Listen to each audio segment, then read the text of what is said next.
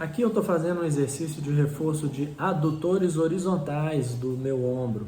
Quando eu mudo a área envolvida, coloco aqui no caso uma nadadeira, eu estou aumentando a área que vai ser usada para penetrar e para sair da água. Quando você for prescrever um exercício na piscina para o seu paciente, o mais importante para você começar a definir que exercício que você vai passar é que objetivo que você quer alcançar com aquele exercício. O exercício vai servir como um indutor de alterações fisiológicas no corpo do seu paciente. E entre vários objetivos que você pode ter, dois deles são força muscular e resistência muscular, que são duas coisas completamente diferentes e que exigem exercícios com características diferentes. E por que nós precisamos entender e induzir a adaptação fisiológica correta? Porque quanto mais específico for o seu treinamento, quanto mais voltado para a necessidade específica daquele paciente que você tem, mais efetividade você vai ter, melhor resultado clínico você vai ter. Então, se você tem um paciente que é jogador de futebol e precisa fazer um chute, que a bola percorra 20, 30 metros, ele precisa de força na musculatura quadríceps, por exemplo, para gerar uma extensão de joelho potente, rápida, para impulsionar a bola. Diferente se você tem uma dona de casa que acorda de manhã, vai fazer os cuidados domésticos e aí sai para levar o filho na escola, depois passa na padaria, compra alguma coisa, volta para casa, continua em casa fazendo as tarefas do lar, depois mais tarde vai buscar o filho na escola. Esse quadríceps dela precisa muito mais de resistência do que de força. E as duas pessoas, os dois pacientes podem ter dor no joelho e podem precisar de treinamento para aquele músculo quadríceps. Agora, se você fizer um treinamento de força para a dona de casa, não necessariamente ela vai ter um benefício mais adequado para ela. O alívio da dor pode não ser tão rápido, tão eficiente quanto se você desse um exercício para desenvolver resistência para ela. O jogador de futebol precisa de força, nesse exemplo que eu dei, e essa dona de casa precisa de resistência.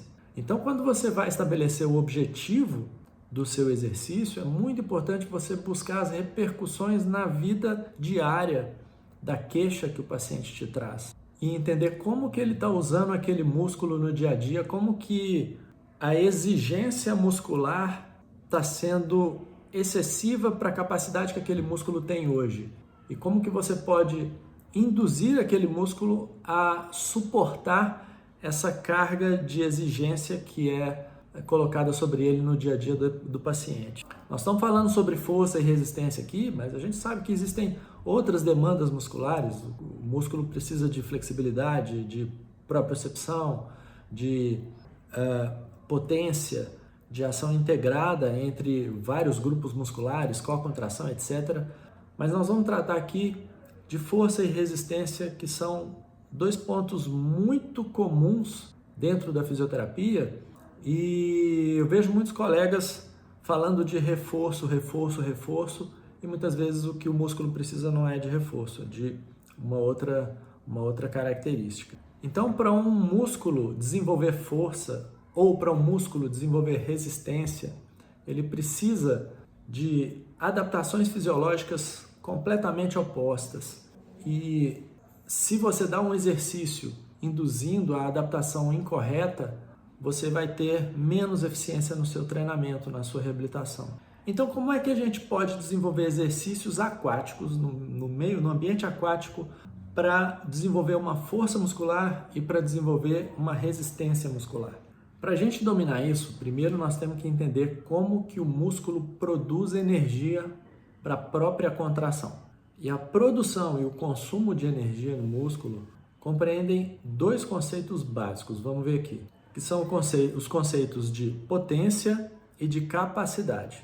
Potência é a quantidade máxima de energia que está disponível para o músculo por unidade de tempo.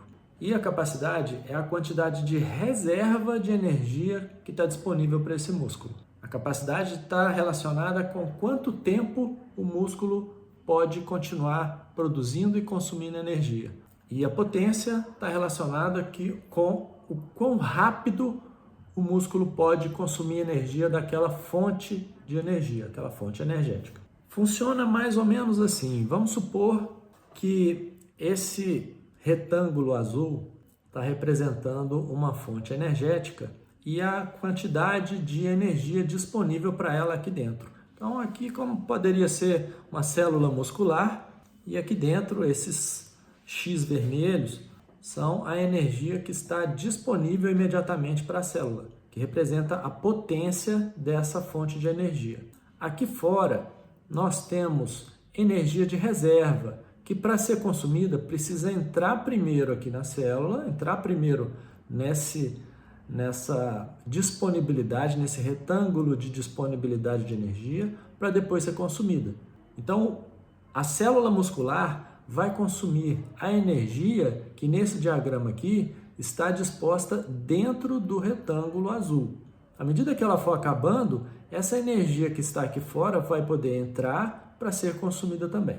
Ou seja, o músculo então vai produzindo contração muscular, vai gastando energia disponível para ele, e aí ele começa a lançar mão das reservas, ou seja, da capacidade daquela fonte energética de gerar mais energia, e aí ele continua consumindo a energia que está ali dentro e também as suas reservas.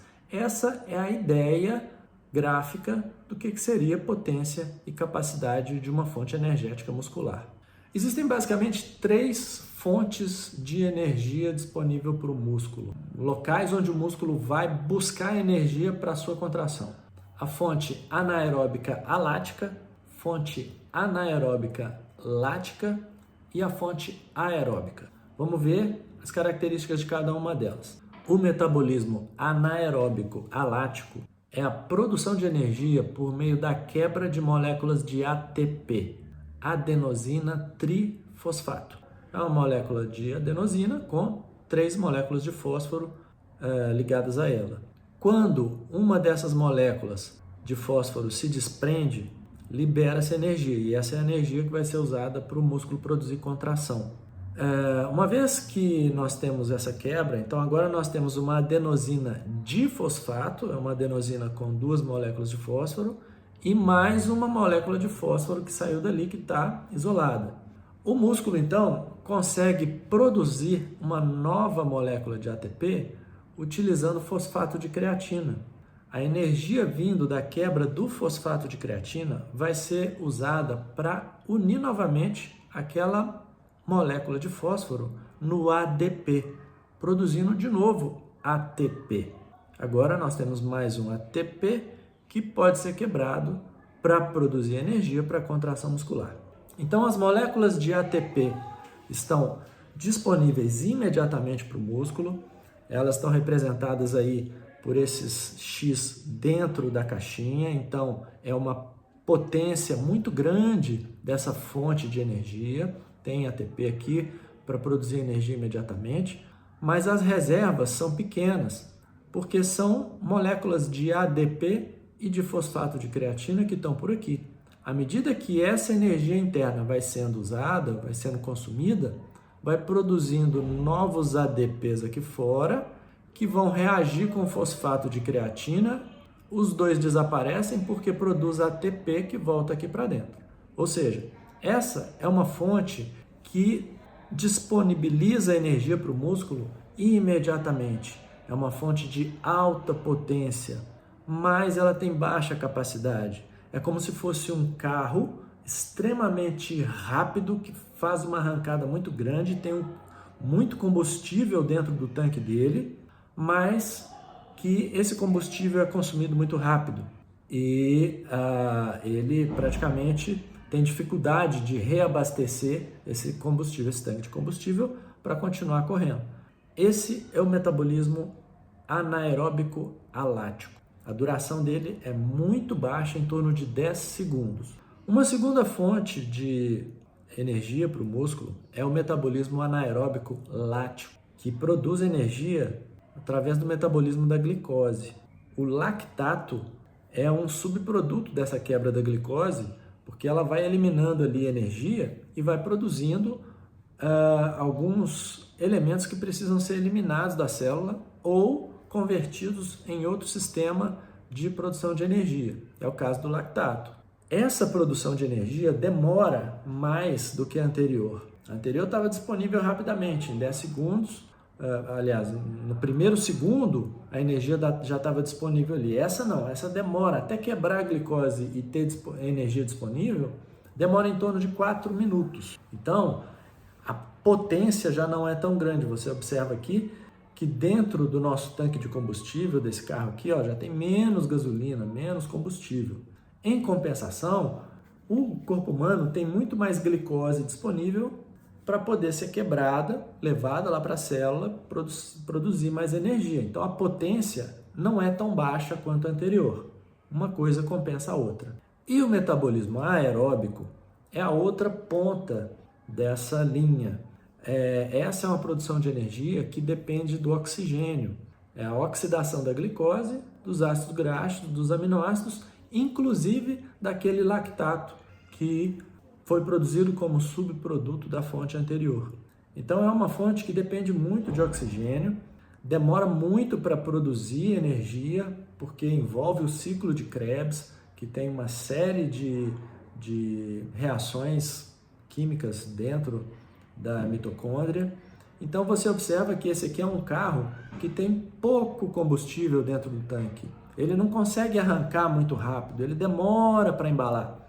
Em compensação, se nós tivermos oxigênio, nós tivermos glicose, nós tivermos proteína, gordura, a gente consegue oxidar tudo isso para produzir mais combustível para esse carro. Então, a capacidade dessa fonte é gigantesca, enorme. Enquanto a pessoa estiver respirando, estiver mandando oxigênio para dentro da célula e tiver essas coisas aqui para ser oxidadas, é possível produzir energia por essa fonte. Então, a potência é muito baixa, demora muito para produzir energia, vai conseguir consumir energia aqui a partir do 6º minuto, mais ou menos, e a capacidade é muito alta. Resumindo tudo, então, quando você começa uma atividade, seja qual for, você está sentado, está com a musculatura toda relaxada, de repente você levanta e sai andando, o músculo não sabe se você vai parar 2 metros depois, se você vai andar 1 quarteirão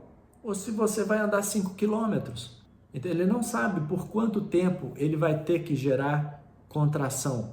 Então, quando você recruta a sua fibra muscular, o metabolismo daquele músculo já começa a produzir energia pelos 3 sistemas, pelas 3 fontes simultaneamente. Acontece que a fonte anaeróbica alática é aquela que oferece energia mais imediatamente. As outras fontes demoram mais. Então, no começo da atividade, praticamente todo o consumo de energia vem da fonte anaeróbica alática. A pessoa levanta, anda 2 metros, ela praticamente consumiu energia só dessa fonte.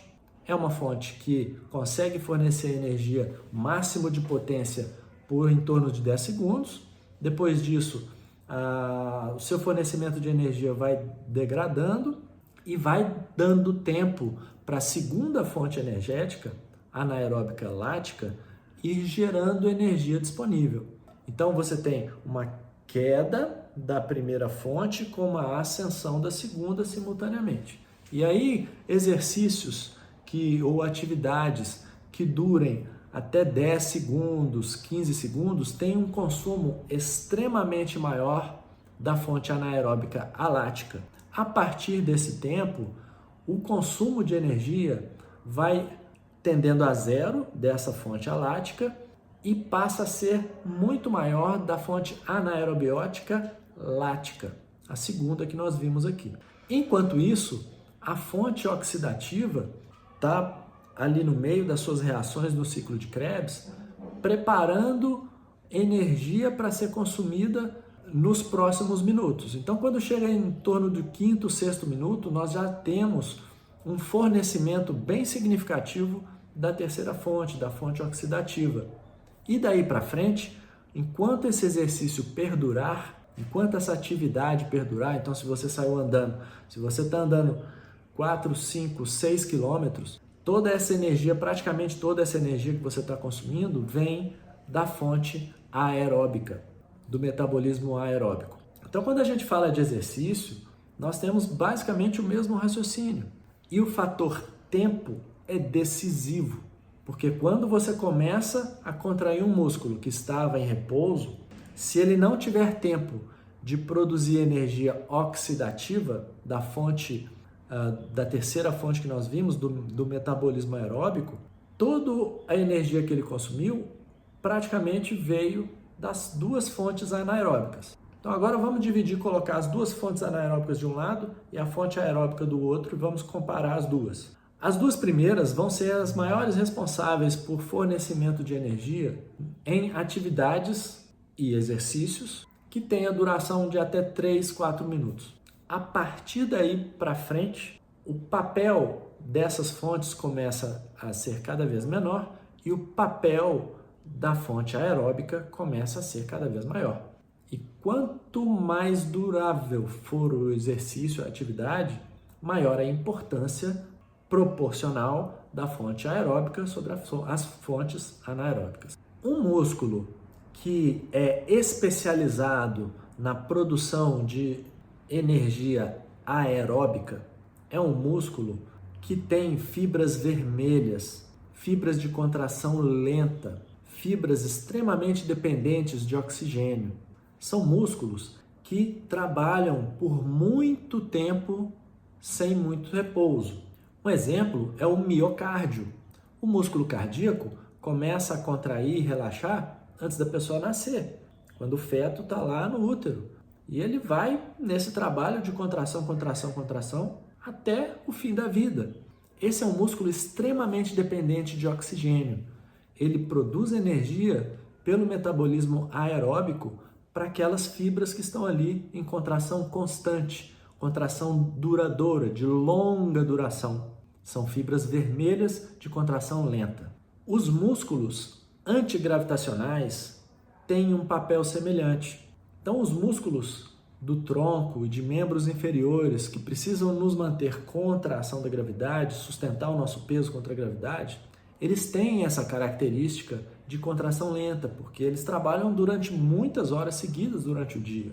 Eles são especializados em produzir energia pela fonte oxidativa. Já os músculos que têm uma especialidade na produção de energia pelas duas fontes anaeróbicas são músculos de contração rápida, fibras brancas, fibras que não dependem tanto de oxigênio para o seu metabolismo. Em geral, são músculos que contraem produzindo muita força por pouco tempo. Na maioria do tempo, eles estão em relaxamento e quando eles são recrutados é para produzir um movimento em geral rápido ou forte. Em geral, os músculos dos membros superiores têm esse tipo de característica. Normalmente, você não usa os braços o tempo inteiro.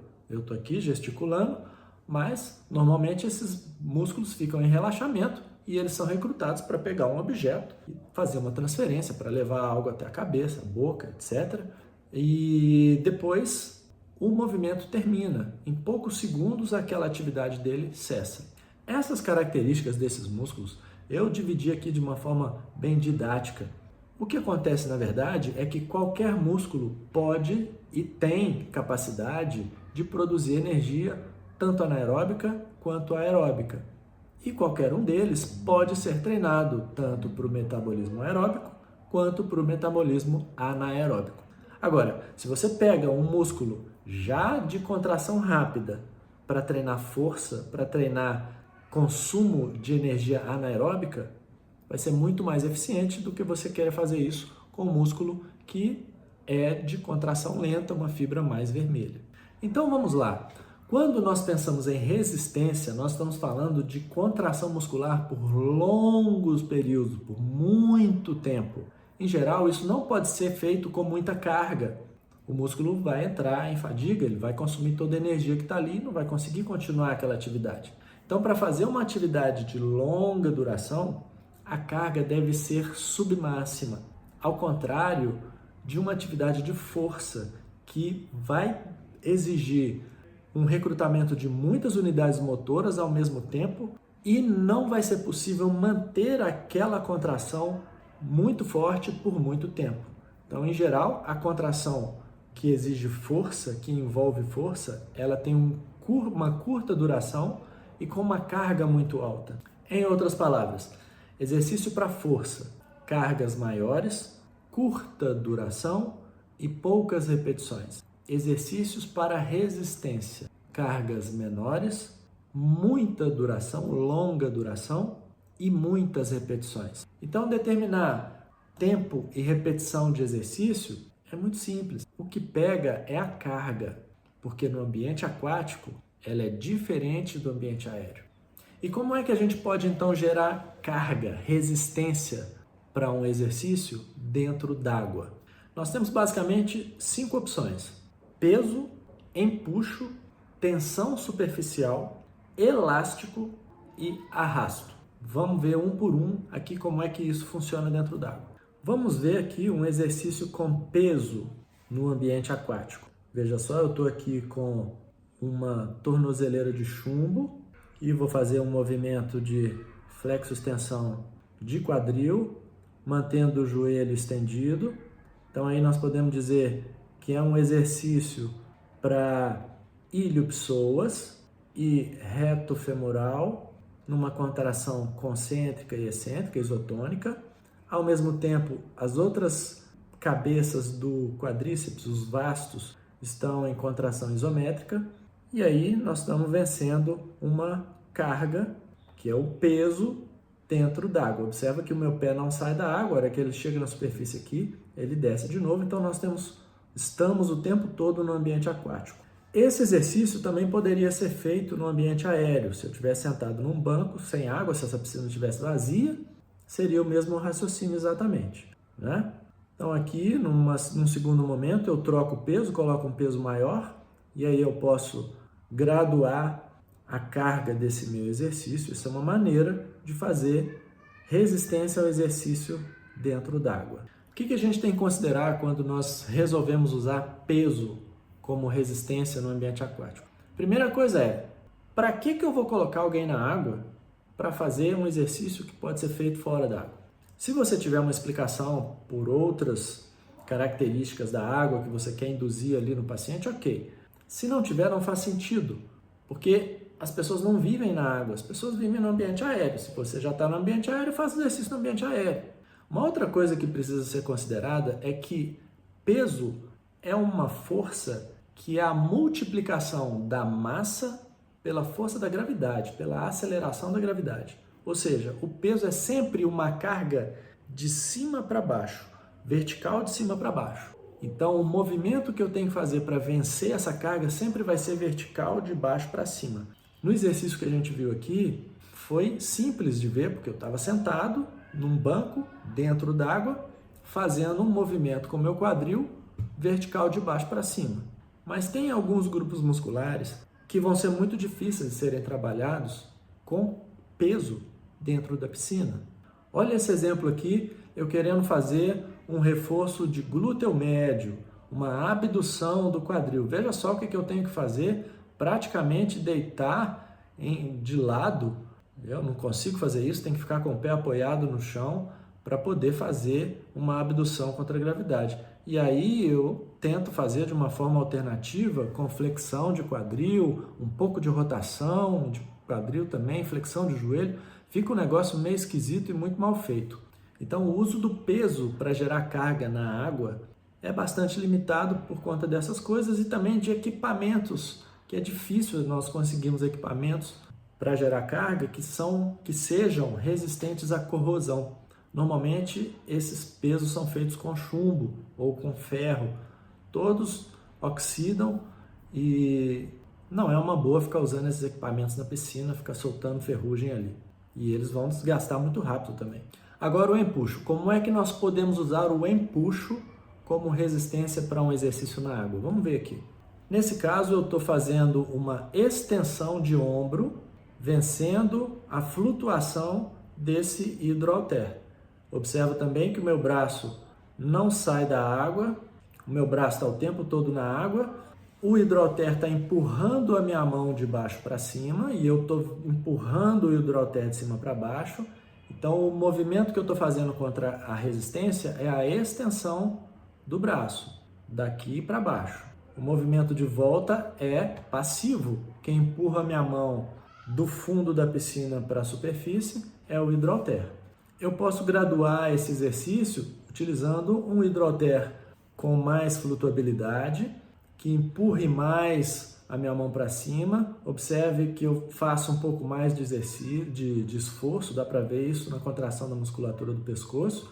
E aí, quando eu aumento mais ainda esse empuxo, um equipamento flutuador bem maior, eu tenho que fazer muito mais força para vencer a resistência desse equipamento.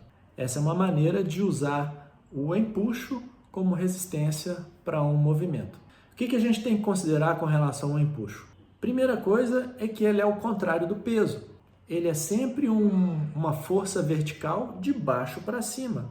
É a força da flutuação de um equipamento ou do seu segmento corporal. Então, para você vencer essa força, seu exercício tem que ser sempre de cima para baixo, o oposto do peso. Nesse exemplo, mais uma vez, foi simples de fazer, eu estava reforçando extensores de ombro, então foi muito fácil fazer o movimento de cima para baixo. Mas, a exemplo do peso, também tem alguns grupos musculares que vão ser difíceis da gente posicionar para usar empuxo como resistência, como carga no exercício. Veja aqui o exemplo dos flexores de ombro. Agora eu estou tentando afundar esse hidrohalter usando as fibras anteriores do meu deltoide. Vejam que a minha posição não favorece muito, eu inclino o corpo para frente e aqui eu consigo fazer um exercício, talvez num arco de movimento aí de uns 40 graus, 50 graus. Se eu fosse uma pessoa mais baixa, para essa piscina aqui, eu não sei se seria possível trazer a mão na superfície.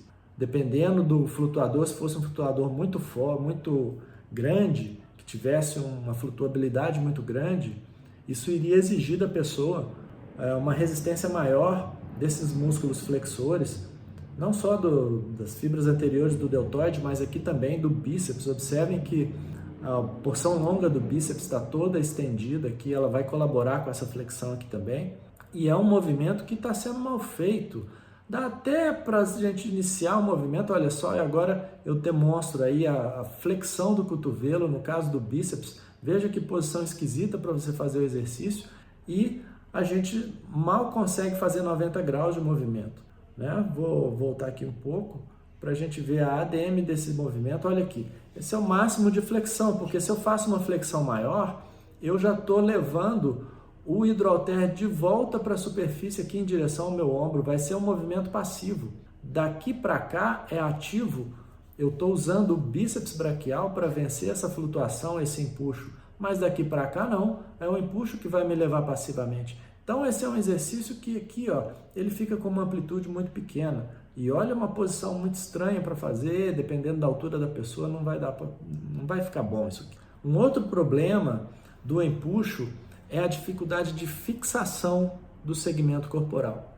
Observe que aqui, nesse exercício, eu vou fazer adução dos ombros. Eu estou aqui com 2 hidrohalteres, tem a flutuação de ambos, eu vou fazer a adução aqui e veja só o que vai acontecer com o meu corpo na hora que eu faço a adução bilateral. Eu subo na água, porque pela lei de Newton, ação e reação, né? Eu estou empurrando o flutuador para baixo, mas ele também está me empurrando para cima. Então vejam só como o meu corpo sobe pela dificuldade de fixação aqui embaixo do meu pé na piscina. Um dos grandes desafios que o fisioterapeuta tem para fazer exercícios na água é justamente fixação dos segmentos corporais. E o empuxo, como te empurra para cima, é um problema a ser resolvido em alguns exercícios se você tem equipamentos que flutuam muito. Agora vamos ver como é que se usa a tensão superficial como resistência a um exercício. Aqui eu estou vencendo a tensão superficial com o meu pé. Observe que o pé penetra a água e logo sai, ele não afunda muito, ele vence a tensão superficial na entrada da água e depois também na saída da água. Ele entra e sai rapidamente. Vamos lá, observe, entra e sai, vencendo a resistência da superfície da água. O que nós temos aqui é uma força sendo impressa aqui pela minha musculatura flexora de joelho e também parece que tem um pouquinho de extensão de quadril. Acho que na hora que eu levanto a perna, o pé, a minha coxa sobe um pouquinho aqui também. Enfim, vamos considerar que isso aqui é só flexo-extensão de joelho.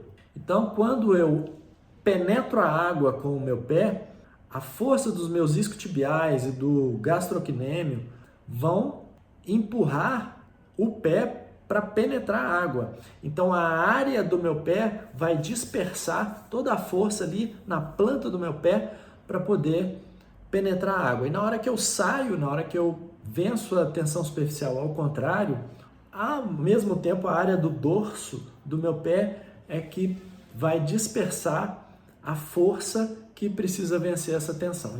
E aí, quando eu mudo a área envolvida, coloco aqui no caso uma nadadeira, eu estou aumentando a área que vai ser usada para penetrar e para sair da água, eu preciso imprimir uma força maior para gerar a mesma pressão e vencer a resistência dessa tensão superficial. Então aí é uma forma de graduar a resistência a esse movimento. Eu aumentei a área, eu tenho uma pressão menor, preciso fazer mais força para vencer a tensão superficial. Com o membro superior, mesma coisa, observem aí que eu entro e saio da água com a mão em neutro de pronossupinação, então nós temos uma área bem pequena da minha mão para distribuir a força que está sendo impressa na camada superficial da água. Agora eu faço uma pronação aqui e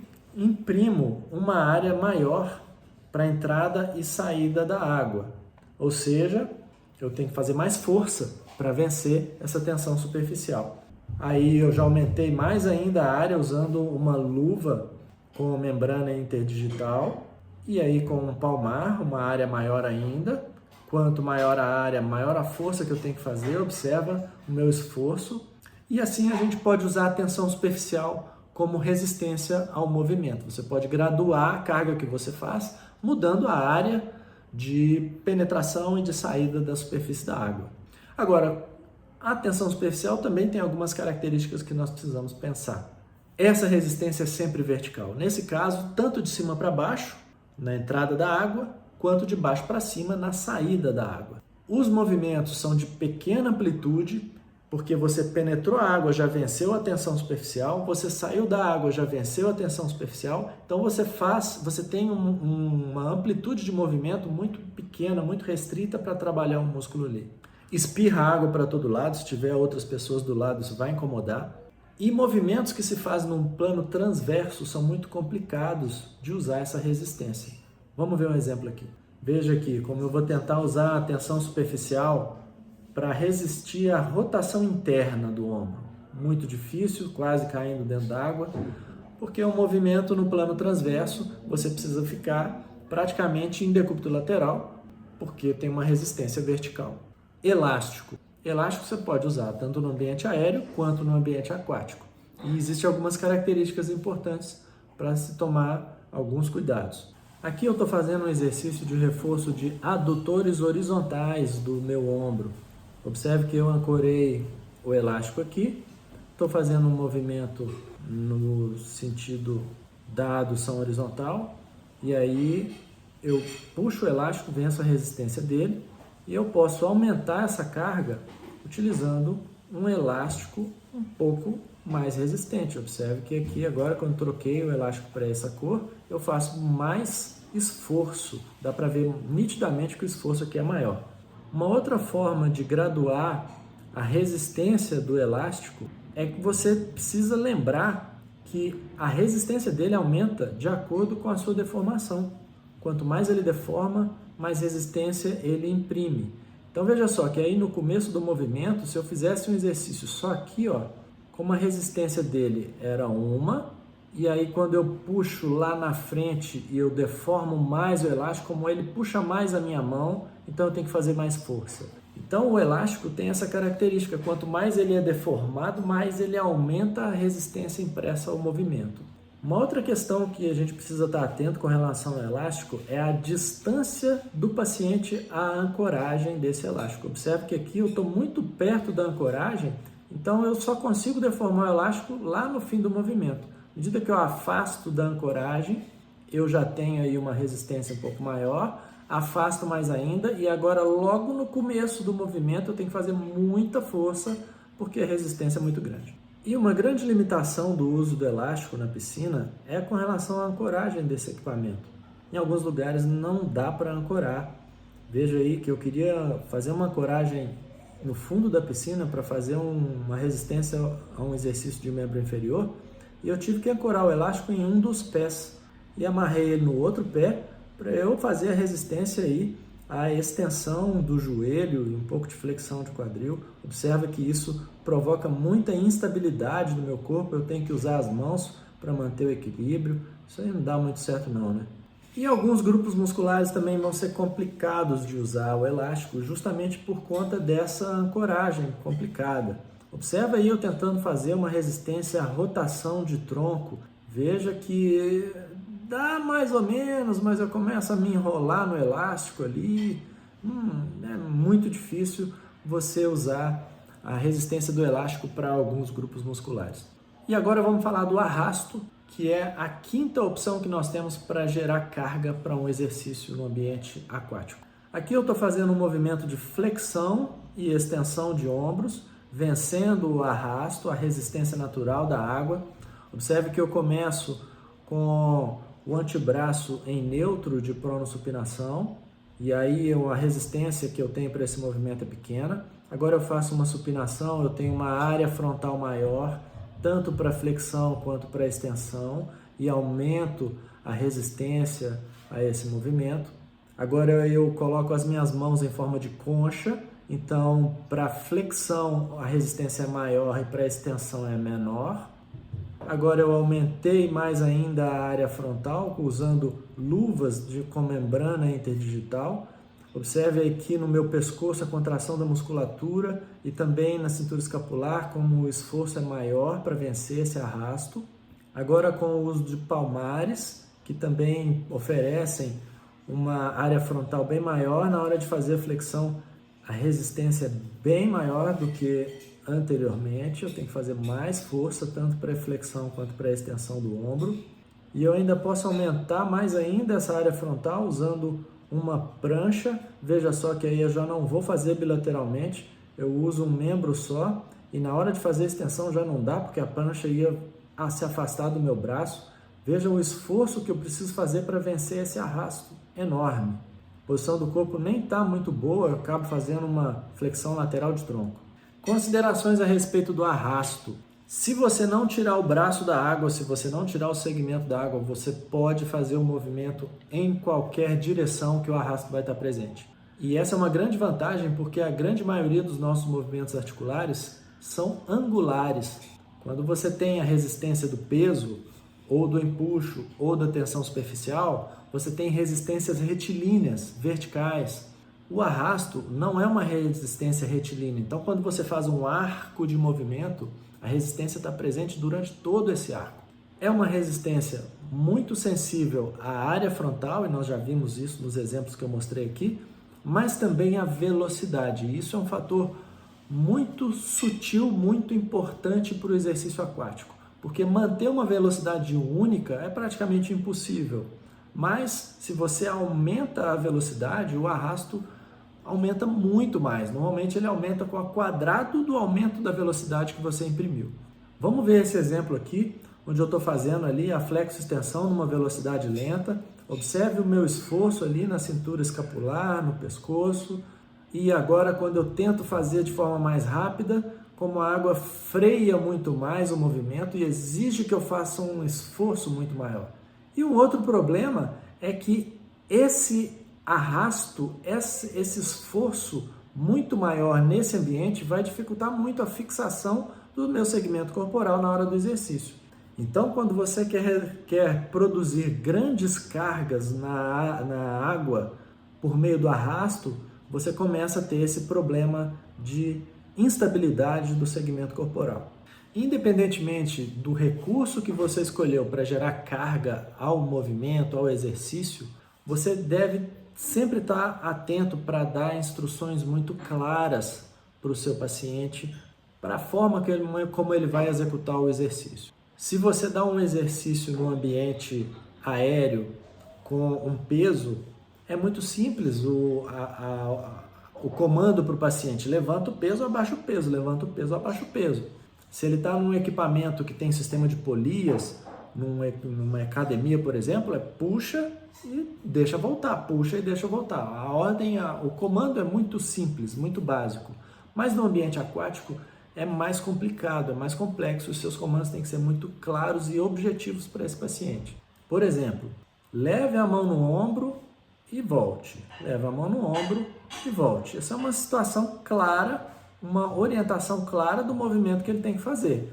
Flexo, extensão de cotovelo, para evitar movimentos acessórios ali com o ombro e com o restante da cintura escapular.